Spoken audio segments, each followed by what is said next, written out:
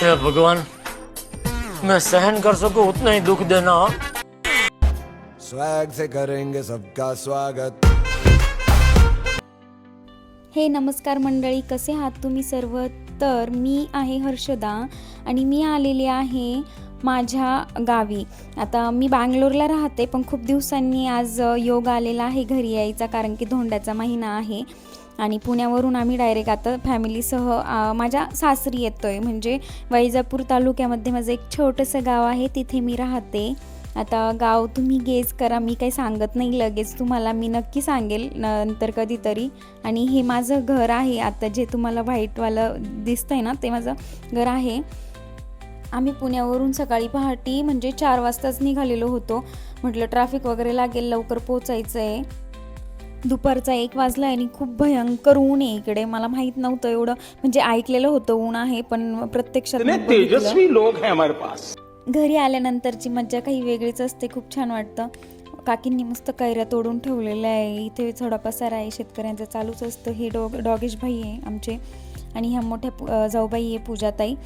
आणि ऊन खूप होतं, त्याच्यामुळे खूप बोर असं स्टार्टिंगला थोडंसं वाटलं नाही. प्रवास करून आलो म्हणून, घरात खूप दिवस 8 दिवस झाले म्हणून धूळ झालेली होती. क्लिनिंग वगैरे स्टार्ट केली आम्ही आल्या आणि बाकीचे फ्रेश वगैरे झाले. आणि आई पप्पाचे तर लगेच घरी आल्याला कामं सुरू झाले. आईन त्यांची कामं चालूच असतात नाही का.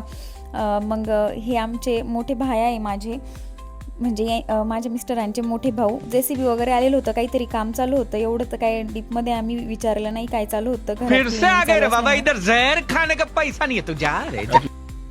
आईंनी मस्त मसाले भाताची तयारी करायला घेतलं होतं. तयारी करायला म्हणजे आई मसाले भात स्वतः करणार होत्या. आई खूप छान मसाले भात बनवतात. आणि मी इकडे फरची पुसून घेत होते, कारण की खूप धूळ माती खूप येते ना. आता खेड्यात राहायचं म्हटल्यावर खूप हवा असते, त्याच्यामुळे माती वगैरे येते. ऊन खूप होतं आणि हवा पूर्ण गरम हे. आणि एवढे मोठे भांडे आम्ही घासलेले होते.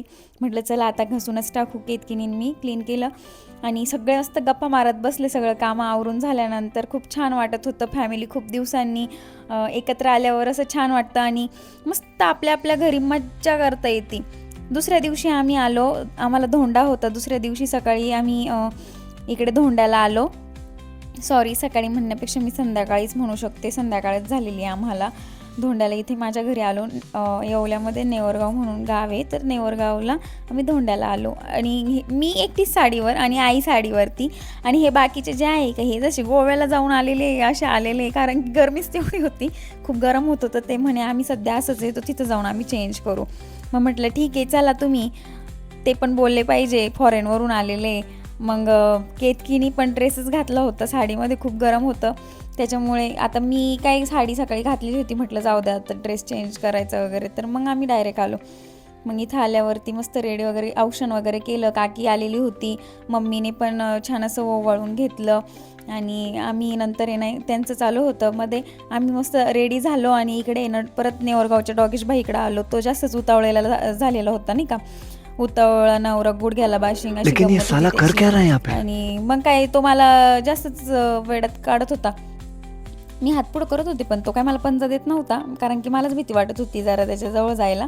मस्त विहीर वगैरे बघितली. आणि ही जी गाडी दिसती का इथे आमचे शेट आलेले, आता हे खूप लांबून आलेले शेट आहे. त्यांचा मुलाचा टाईम आम्हाला दिल्याबद्दल खूप धन्यवाद शेट, तुम्ही आलात वेळात वेळ काढून. खूप छान वाटतंय तुम्ही आल्याबद्दल. आणि हे आमचे रोहन कसे थोडे बोरच होतं दुसरीकडे गेल्यानंतर, पण काय माहिती आता त्यांना काय वाटतंय ते सांगतील नंतर. त्यांचा मी फीडबॅक नंतर घेईलच. ही शेती आहे नेवरगावची. मस्तपैकी असं थोडं शूट वगैरे केलं त्यांनी, थोडे फुलं वगैरे आणले. त्यांना आता दोघंच होते, त्याच्यामुळे एवढं डेकोरेशन जमलं नाही. आपले कसे आईवडील बिचारे साधे भोळे, त्यांना साधं भोळंच जमतं नाही का. आपले जास्त नाटकं असतात, असंच करा तसंच करा. मग जेवणाची वगैरे तयारी केली सगळं तिथे. आम्ही पण थोडीशी हेल्प केली नॉर्मल. माझे काका काकी ते सगळे आलेले होते. मग मस्त असं औक्षण वगैरे करून घेतलं. दादाने गन लावून घेतला सगळ्यांना. सगळं आपलं जे मटेरियल असतं धोंड्याचं ते तिथं ठेवलेलं होतं. मी तर फर्स्ट टाईम, माझा पहिलाच धोंडा आहे हा. आई पप्पा आमची सगळीच फॅमिली आलेली धोंड्याला. हे आमचे योगेश काका येवलेला असतात, काका पण आलेले, काकू पण आलेल्या, त्याच्यामुळे खूप छान वाटत होतं. भारी वाटतं असं कार्यक्रमाला सगळे पाहुणे रावळे एकत्र आले म्हणजे खूप छान वाटतं. खूप मजा मस्ती सगळं चालू असतं. आता व्हिडिओ शूटमध्ये एवढं घेता नाही येत नाही का, थोडंच मी शूट केलेलं आहे, जास्त मला काही शूट करता नाही आलं. संध्याकाळची खूप गडबड होऊन गेली, धोंड्याला पण खूप घाईमध्ये झालं, पण छान झालं. आणि खूप फुलांचा राडा पडलेला आहे बरं का इथे. तुम्ही म्हणाल परत इथं एवढं काय हे केलं. मम्मीने पण सगळ्यांचं औक्षण वगैरे करून घेतलं. आणि नंतर जेवण वगैरे झाल्यानंतर हे बघा इथे फुलांचा खूप राडा पडलेला आहे. तुम्ही परत म्हणाल हे काय, पण ठीक आहे, तुम्ही समजून घ्याल असं मी अपेक्षा करते. मग परत सुरुवात झाली आमची, काय ते पाय धुणे वगैरे, आता ही प्रथाच असते. मग ह्या येल्लो साडीवाल्या माझ्या मावशीमधल्या 2 काकी आणि माझी मम्मी, असं मग ह्या चौघींचीही मी ओटी भरून घेतली. म्हटलं भरायची तर सगळ्यांचीच भरून घेऊ. आणि चौघींनाही मी साड्या दिल्या. छान अशी ओटी भरून झाल्यानंतर आधी त्यांचं मी पाय वगैरे धुवून, त्यांनी जसं आमचं केलं तसंच मीही तसंच केलं. कारण की धोंड्याच्या महिन्यामध्ये आईची ओटी भरलेलं खूप चांगलं असतं म्हणतात. आईची ओटी भरली पाहिजे, आपल्याला पुण्य लागतं आणि पुण्य केलेलं चांगलं असतं म्हणतात नाही का. पाप करण्यापेक्षा पुण्य केलेलं कधीही चांगलं. चांगले पुण्य करा, चांगले कर्म करा सगळ्यांनी. आता माझे काय माहिती मागच्या जन्मात कसे आहे का, हाच माझा शेवटचा जन्म हे मी सांगू नाही शकत गाईज. तर ठीक आहे, मजाकमध्येच घ्या, नाही सिरियसली घ्यायला म्हणाल तुझा हा शेवटचा जन्म आहे, पुढच्या जन्मात तू नाही राहणार म्हणून काय कमेंट करणार आहे, काही करतील मग काय लगेच शेवटच्या टोकाला जातील ते. ठीक आहे, अशा पद्धतीने सगळा कार्यक्रम झाल्यानंतर मस्त असा कार्यक्रम पार पडला. आणि नंतर फोटो वगैरे काढलेले. चला थोडे फोटो पण दाखवते मी तुम्हाला, जास्त काही दाखवत नाही कारण की नाईटचा शो असल्यामुळे एवढा फोटो सेशन आमचा चांगला झालेला नाही आहे. आणि खूप पाहुण्यांना गडबड झालेली होती घरी जायची, त्याच्यामुळे थोडेसे काळेकुळे फोटो आले, घ्या सहन करून, तसे आम्ही गोरे आहे. ठीक आहे, मग फोटो वगैरे काढले. आणि आता काही नाही, मग तुम्ही व्लॉग शेवटपर्यंत नक्की बघा आणि सबस्क्राईब करा, लाईक करा, शेअर करा. बाकी सगळं डे 3 केतकीच्या घरचा धोंडा, उखाणे ऐका. गाडी सुरू झाली.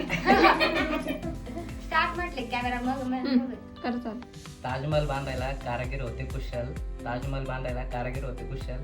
केतकीचं नाव घेतो तुमच्या सगळ्यांसाठी स्पेशल.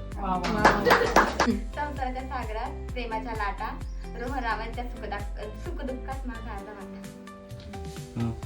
फेरी वाड्याला 7 खांब, दशरथाच्या घरी जन्मले राम. राम गेले 15 रुपये आणले 15 रुपयांची घेतली साडी, माहेरी मोडली घडी, नेसली साडी गेले सासरच्या घरी. कमरेला किल्ल्या, उघडली खोली, खोलीला भिंत, भिंतीला कपाट, कपाटीला खाट, खाटीवर गादी, गादीवर उशी, उशीवर परात, परातीत ताट, ताटात वाटी, वाटीत भात, भातावर तूप, तुपासारखं रूप, रूपासारखा असेल आमचा चोडा. पंढरीच्या चंद्रभागेला पंढरीचा वेळा, चंद्रभागेच्या तिरी बायका म्हणतात नाव घे पुरी. नाव कसलं फुकाचं, हळदी कुंकू मोलाचं, हळदी कुंकू लावायला चंदनाचं तबक, त्यासोबत अत्तरदानी शोभे सुबक, बसायला चंदनाचा पाट, जेवायला चांदीचं ताट, खायला मोत्याचा घास. शशांकामांचं नाव घेते अधिक महिन्यात खास.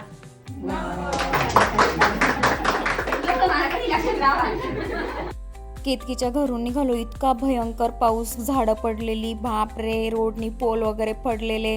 मग काय आम्हाला रस्त्यातच हे झाड पडलेलं दिसलं. मग ह्या तिघांनी हे झाड त्यांच्या एनर्जीनुसार त्यांनी थोडंसं साईडला केलं आहे आणि तिथून गाडी काढली आमची. आणि नंतर आम्ही मामांच्या घरी चाललो, म्हणजे आमच्या आईच्या माहेरी चाललेलो आहे. आमच्या सगळ्यांचे माहेर असे एकाच रोडला आहे. माझं आधी येतं, मग आईचं, मग केतकीचं आणि आईचं जवळच आहे, त्याच्यामुळे जास्त प्रॉब्लेम नाही. ब्लॉग आवडला असेल तर लाईक करा, शेअर करा, सबस्क्राईब करा. भेटूया नेक्स्ट ब्लॉगमध्ये, तोपर्यंत बाय बाय.